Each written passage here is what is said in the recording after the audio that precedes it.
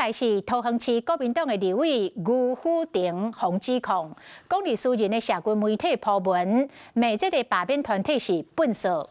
罢免团体领衔人陈晓伟来反呛，讲到单所收到的人数数超过52000份，敢讲遐选民拢是笨手的。余富庭是用文字来回应，讲这是伊私底下的铺文，伊自头到尾拢无授权会当来公开，结果互人随意提起报道，实在无妥当。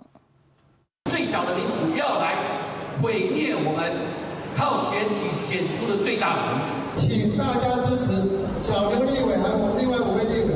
国民党主席朱立伦要通市长顶的拿赢大卡伫台顶批评大罢免，挺徛伫边的拿赢立委余富庭，因为7月2日罢免投票，剩到无1个月，也过风波再起。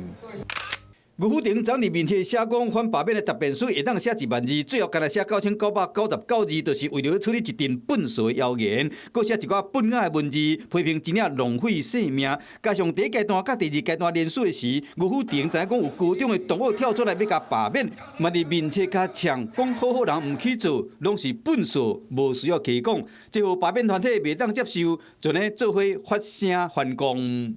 卢竹不是外地，公民不是垃圾。法团今日扫街时发口号，嘛伫家己做看榜引公民唔是笨拙，强调讲罢免是权利，不应该被人侮辱。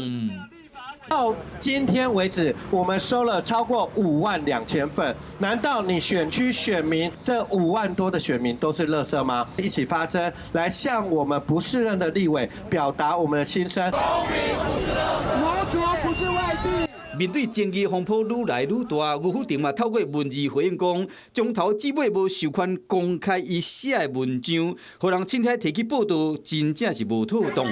不过7月2日罢免投票已经到最后的阶段，一言一行拢可能左右选民的决定，逐字拢有重量，可能为选情引起风波，甚至成为影响结果的关键。Hello， 我是张新文。想要抢先掌握最及时的新闻资讯吗？赶快订阅、按赞、开启小铃铛，锁定华视新闻 YouTube 频道。